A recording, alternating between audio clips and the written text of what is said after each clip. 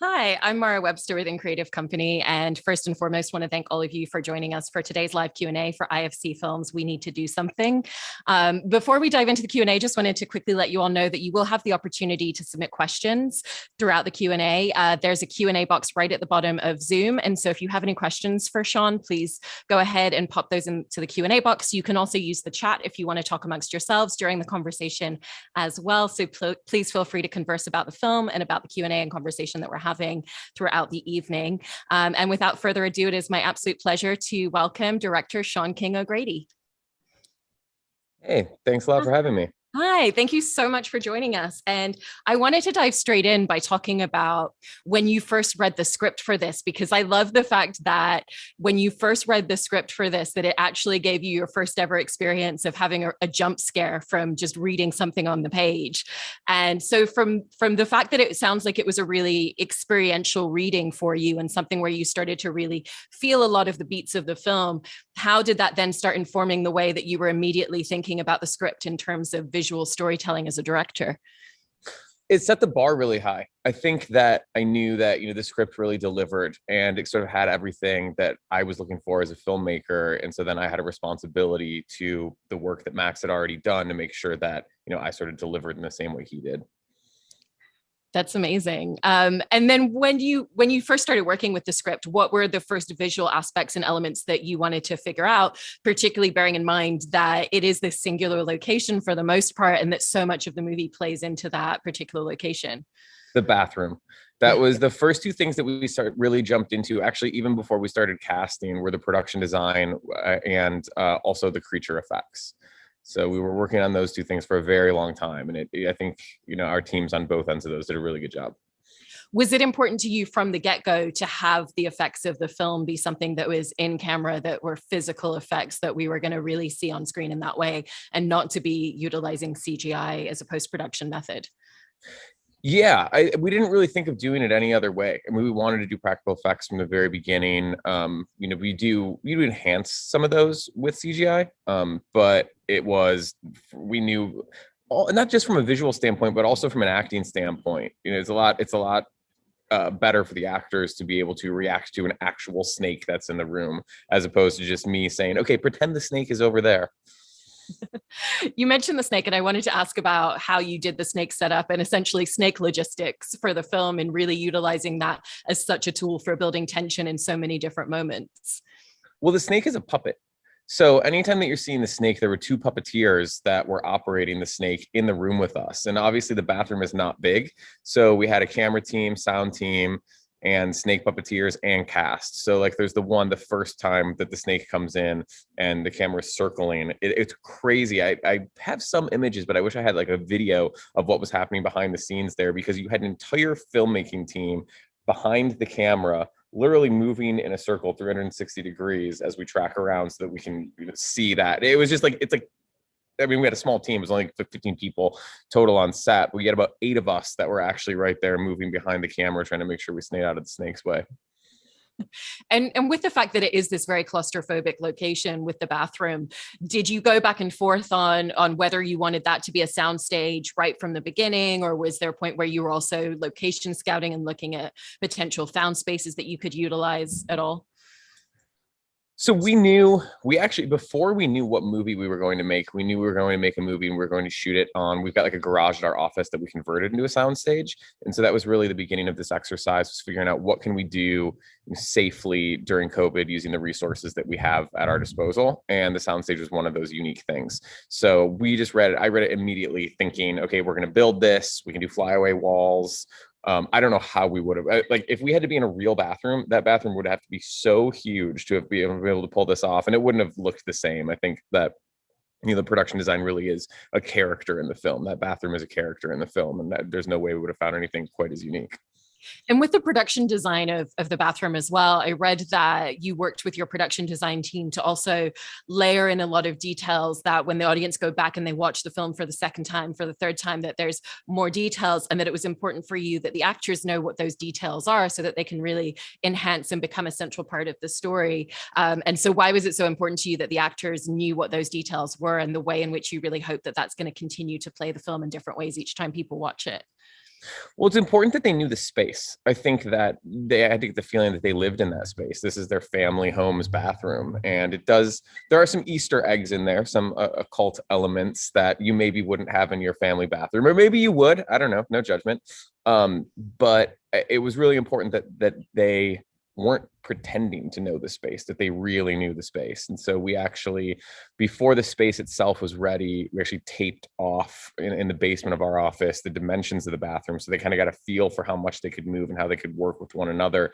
And then a few days before we started shooting, we actually moved into the bathroom itself, and it was really great to see them kind of like take ownership over these different areas in the bathroom. They kind of each had their own turf. So I think they knew the way it was. It's different, even like psychologically knowing something, looking at it. I sent them the bathroom plans and all the drawings of them the minute we had them, just to get them excited about kind of like what kind of movie this was visually, what it was going to be like, getting their heads inside of knowing that their characters lived in this house.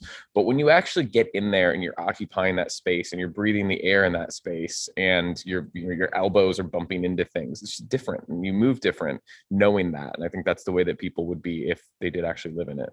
Yeah. And then I wanted to talk a little bit tonally about how you set the film up from the very beginning, because obviously a huge part of the experience of watching it is this building tension and this building sense of suspense that you've crafted really well. But even when we first meet this family, there's already certain interpersonal tensions that are going on between them. And so how did you think about the setup and the tone that you wanted to bring us into in those first few scenes when we're first meeting this family? It was something that we worked with a lot, is figuring out exactly how much tension there should be from the beginning, because it's like, we're really fortunate in that the script gets completely insane and the movie gets pretty insane in the third act. So we did get to start pretty high and then, continue kind of going at that pace.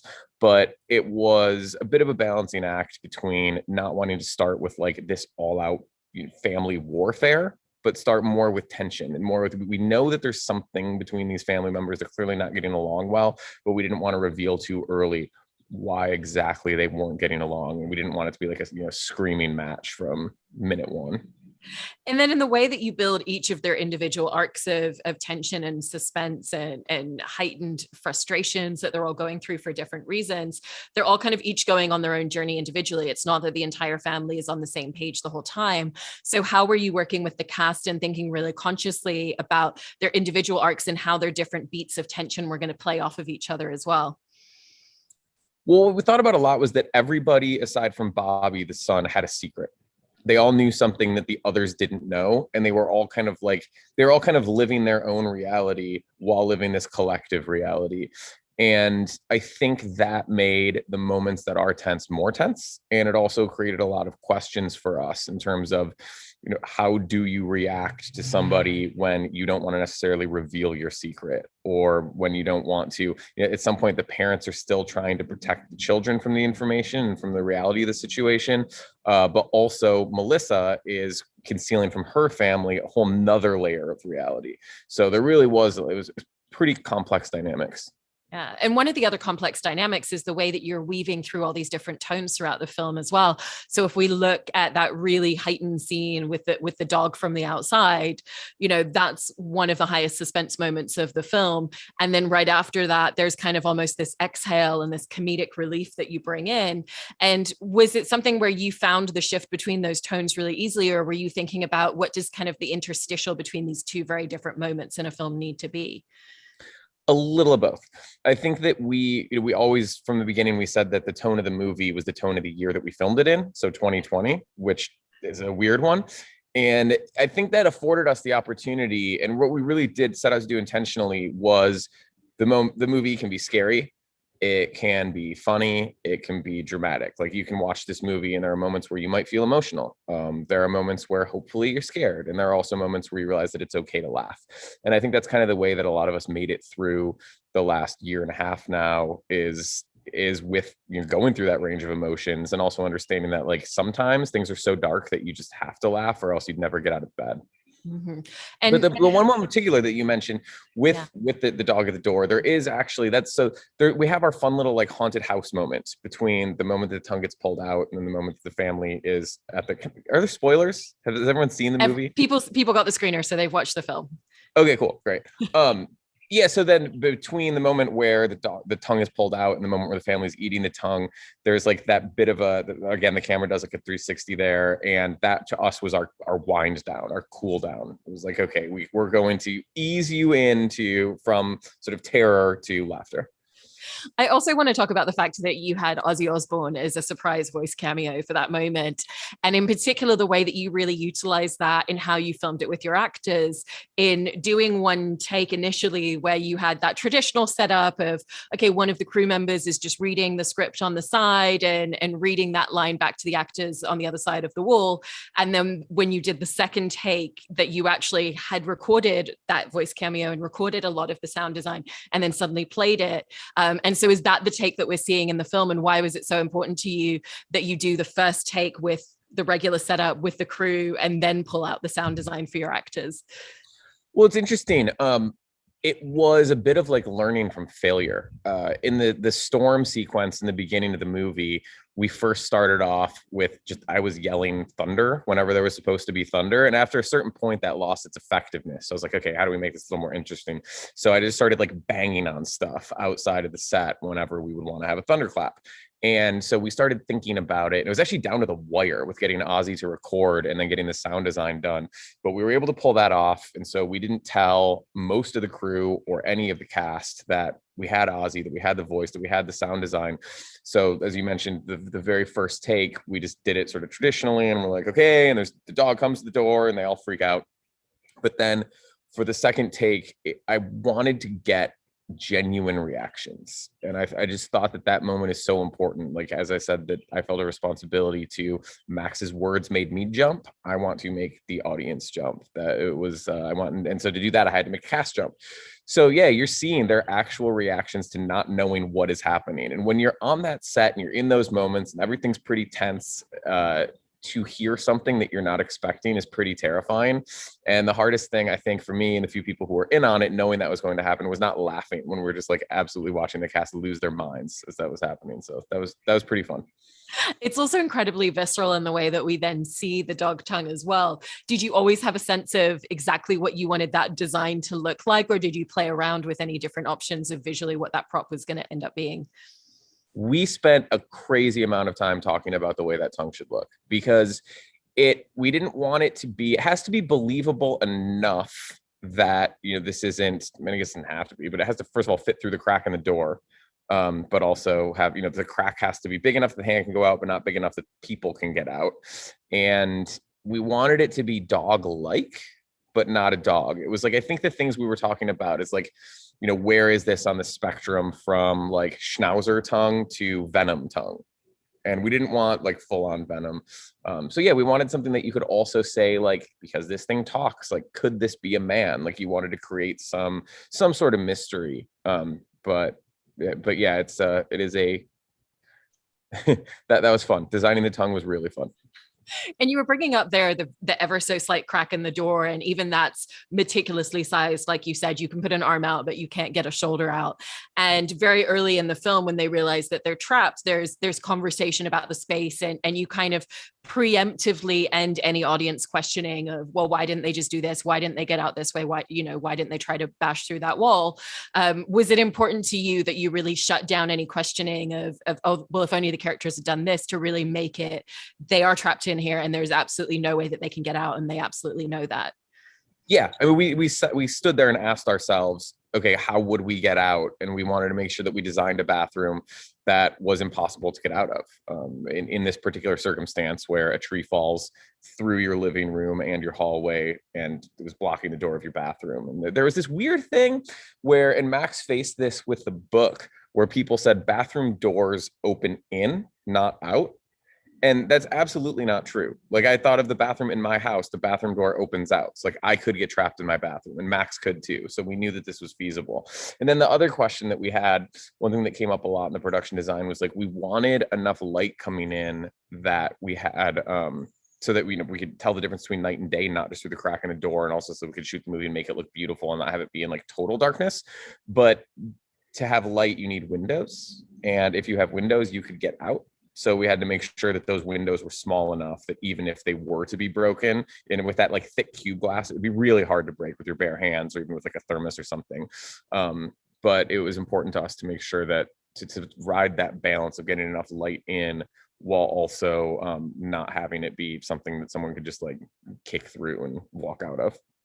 And even beyond the light just showing us day and night, there's a lot of different visual storytelling tools and ways that you work with the actors in terms of their performance to really give us that sense of elongated time, because that's a huge challenge to have a 90-ish minute film where we're never leaving that location, and yet we have to feel like we've been there for such an immense period of time. And so what were the different unique challenges in really figuring out all the different ways that you wanted to capture that? It was interesting. We knew from the beginning we were going to shoot the movie in sequence. And that was like our absolute best friend, because the way we shot the movie, our soundstage shares a parking lot with a hotel. So the whole crew and cast was like bubbled in this hotel, and we would walk across the parking lot in the morning and then be on this windowless stage all day. So it was Michigan in October. There's not a whole lot of daylight. So it was fun because this was a lot of people's first time out of their house or apartment or whatever in many months. But it was also like we were feeling the claustrophobia. We were feeling like the stress of making a movie under COVID protocols, all these things.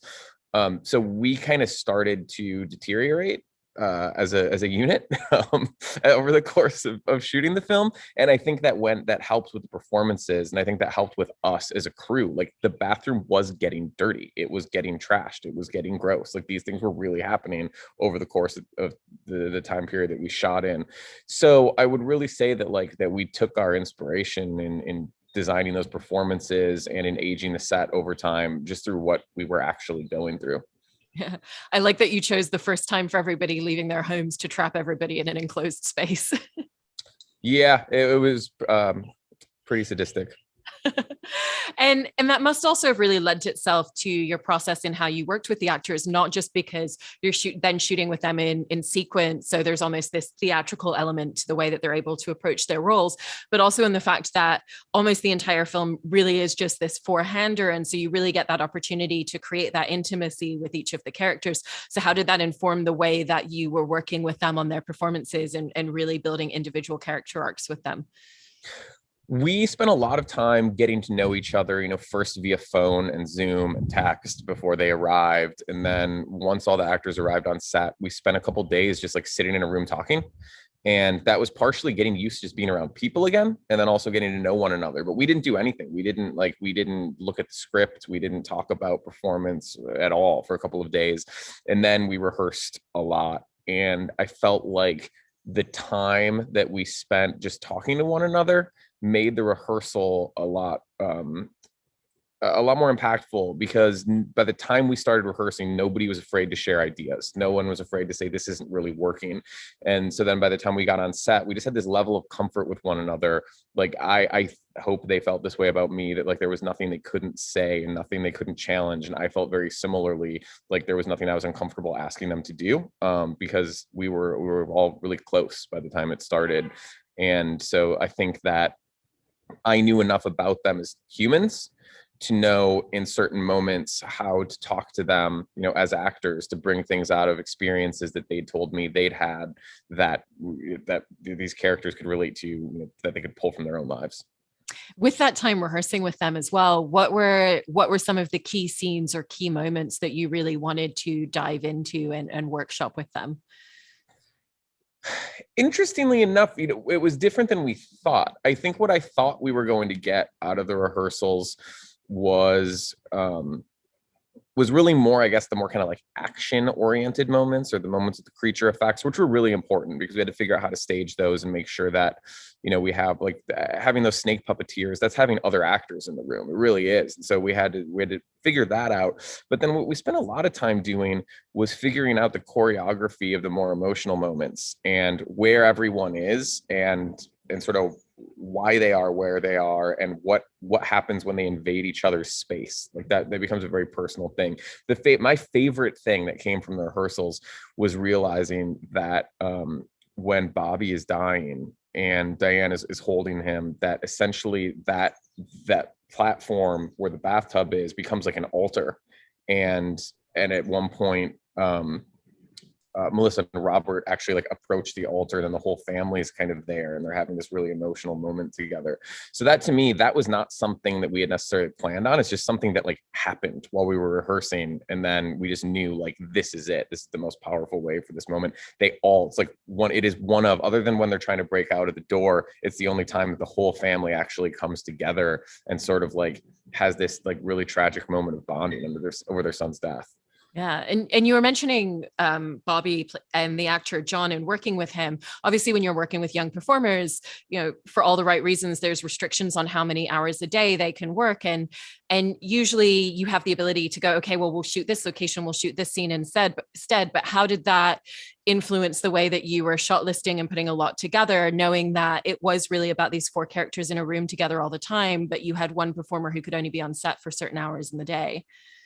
It was a challenge, but it didn't. So this is another thing that came out of rehearsals that was really interesting, is that whenever John James couldn't be there because he had to be, like, when child actors are on set, they have to be in school a certain number of hours each day, and then they just can't work as much, so they have to leave. And whenever he couldn't be there for one of those 2 reasons, we would have Lisette, who plays Amy, play Bobby's parts, or play John James' parts as Bobby in the rehearsals. And it worked so well. It was really great. So then when we were actually filming the movie, we had her play his parts as well whenever he was off screen. So there's actually a moment where we're on a close-up of Vanessa as Diane when Bobby is dying, and it's actually like Lisette who is like laying against her and she's performing it to her. So it was pretty cool to do that and just be cognizant of where our camera was and how we could frame him out when we had to. Yeah.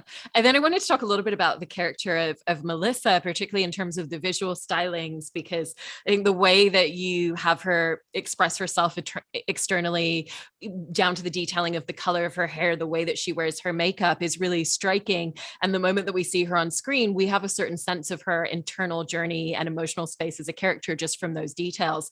And so how did you land upon those specific choices? I spent time with Sierra and Lisette both developing their characters' looks, so they were very involved in that. And so it was important to me that I wasn't just like projecting my vision of what I thought like these young women would dress like and how they would express themselves through their clothing, their makeup, their hair, etc., but actually getting into the minds of like real young women who would relate to those characters more, and having them really work very closely along with our hair and makeup team and our costume designer Bick. It was really a collaborative effort to create those looks, because it was, in a 90-minute movie, you don't have a whole lot of time to, especially a movie that largely takes place in this one continuous scene and setting, you don't have a whole lot of time for backstory, and you really have to express who each character is through their hair, their makeup, their wardrobe. Those things are like, the less you have to work with in a movie, I think the more important every detail is. So those were just like, those are actually some really fun times that we had developing those characters' looks and who they are. And with the fact the film does then start to pose the question of, is it what these 2 characters have been doing? Did they put some sort of curse or spell that's influencing everything that's continuing to happen? When you were filming those flashback scenes and those moments, did Max's script give you a really clear and immediate idea of how you wanted to film them? Or did you have to kind of play around a little bit in terms of ideas of how you wanted to approach those specific scenes? The script gave us what I thought the script did really well was it reminded me of what it was like to be young and in love. And everything, I feel like everything's so important to you. Every little thing. It's like, maybe it's the first time you're having these feelings, and so they are so powerful. And like, you would believe, like, if you are that age and you've deeply fallen in love with this person, you would believe that your love is powerful enough to destroy the world. I think that that's a pretty common thing that young people experience. And so that was I related to it. And then beyond that, we were thinking about what are these moments that we see in the flashbacks. And to us, we never called them flashbacks on set. They were always called memories. And the reason being that this is Melissa remembering how she thinks she was part of causing this predicament that her family is now in, and that she is in. She's trying to figure that out and memories have like a dreamlike logic and dreamlike feel.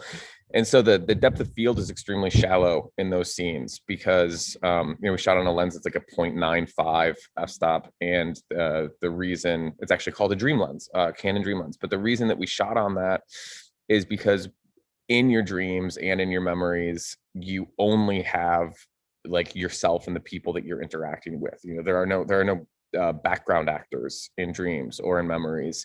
And so it was important to us that, except for when there are other people actually entering and talking to them and sort of interrupting their space, that we don't see anybody else, and that we barely even see the background because everything's so out of focus. Even like the focus on their faces, there's moments where the focus is drifting between their cheek and their eyeball because it is such shallow focus, which is I think the way that you remember things, which I think also gave a vibe to it, right? Like that was part of our goal, is that especially when you are no longer, I guess, as young, the way you remember things is a little hazier.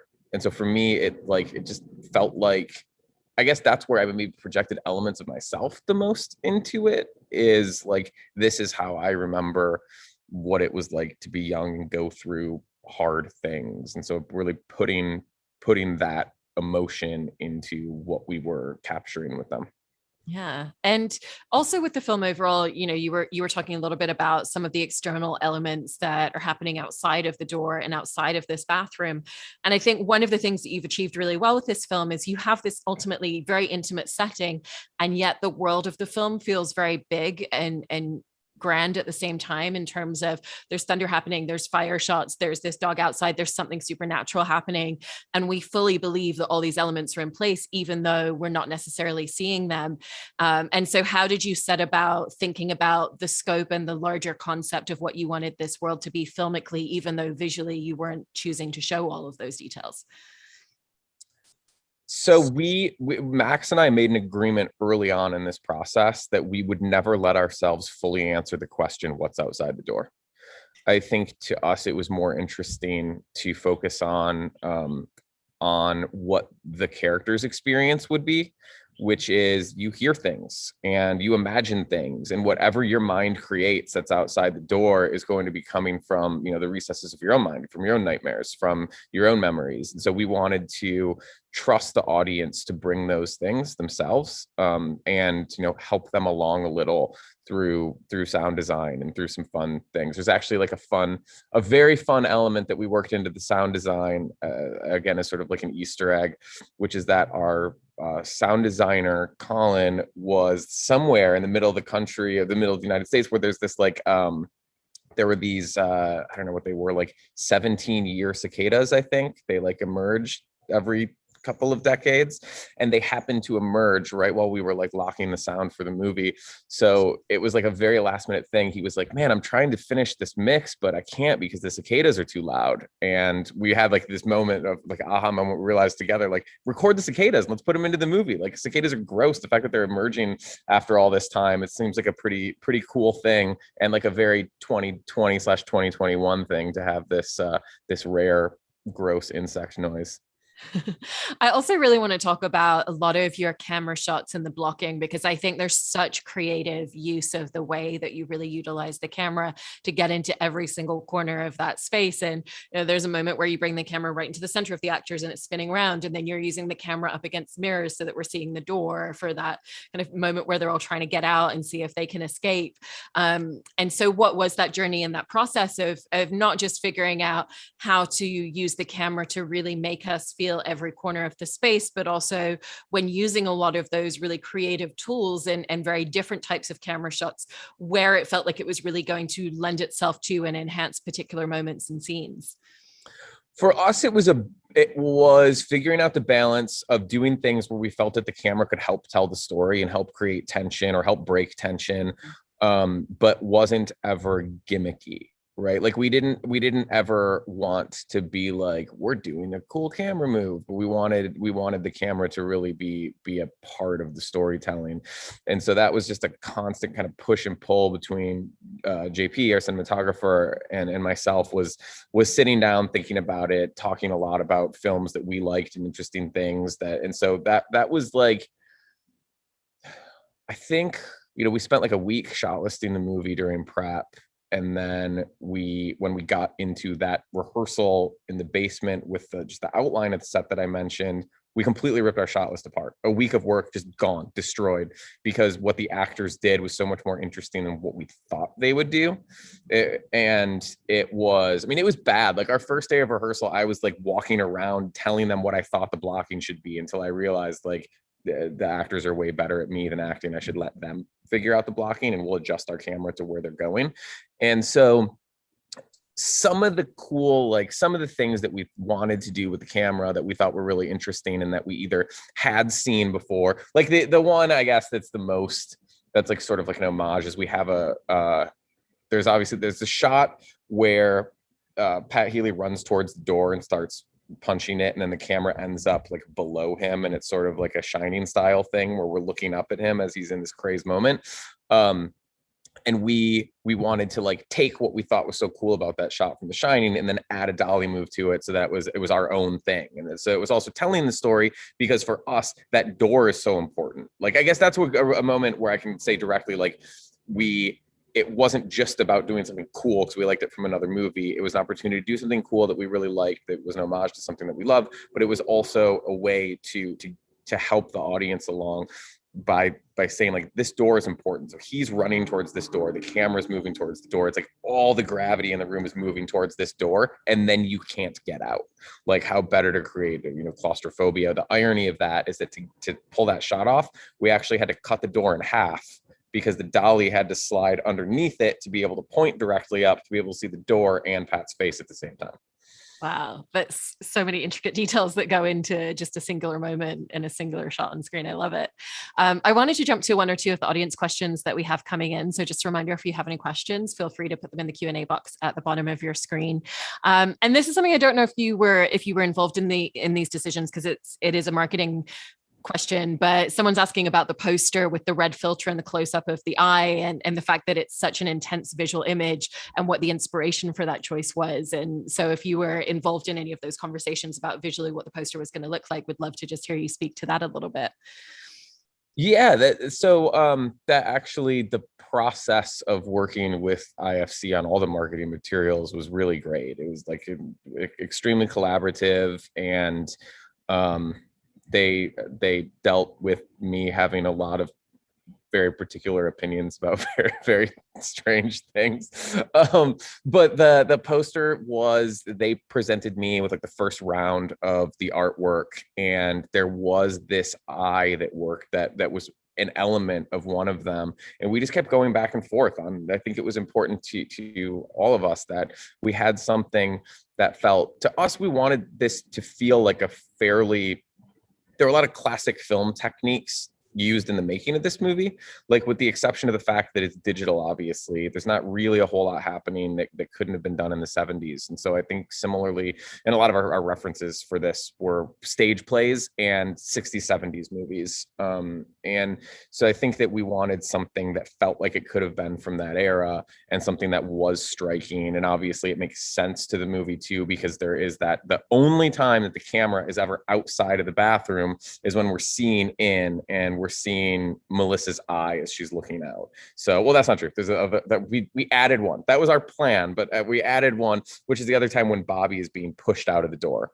And so the two times that you see just through that crack in the door. And so this eye reminded me of that shot. And obviously there's a moment where we flash to red as well. And interestingly enough, that flash to red, then all of our marketing materials, like if you see the red in our marketing materials, that's actually sampled red from the blood in the movie. Oh, wow. And then lastly, we have a question about, given the fact that this was your narrative feature debut as a director, what were some of the learning curves along the way, but also the spaces where all of your previous experience really came into play in the process and journey of making the film? So my previous experience led me to feel overly confident going into our first day of shooting. I felt like I've worked really closely with really talented filmmakers. I've kind of been through this. I know what this is going to be like. And so all through prep, I was extremely confident. And then when we showed up on the first day to shoot, I was just getting asked so many questions, and I realized like, oh, this is what's different about this is now I'm the person that needs to answer these specific types of questions, and I have to answer all of them while also getting the shots and performances and things that we need. And so that was the learning curve. I think that also where it helped is that once I got through that initial shock, everything then again felt like really comfortable. I mean, and on a short shoot like this, nothing's ever comfortable. Every minute is uncomfortable because you're fighting to get everything that you possibly can get in a limited amount of time. But yeah, I think that my previous experience prepared me in a way to be able to handle all the things that change when you're shooting, right? You're constantly facing things that don't work quite the way you thought they were going to, or things that are a little different. And I think that my big takeaway from that is you can get frustrated about those things and like waste a bunch of time trying to get them to be the way that you imagined they were going to be, or you can realize that sometimes things are better than you imagined they were going to be. And if you can just adjust, then you can make that work. And a lot of times those are like the happy accidents that become the really cool thing that's better than what you planned to begin with. Yeah. Well, as a director on this film, I think that creatively you found so many different visual tools and ways of telling this story and constructing this world. So I want to congratulate you on everything with this movie. And thank you so much for sharing all of this with us today, Sean. And thank you to everybody for joining us for today's live Q&A. Oh, thanks a lot. I really appreciate it.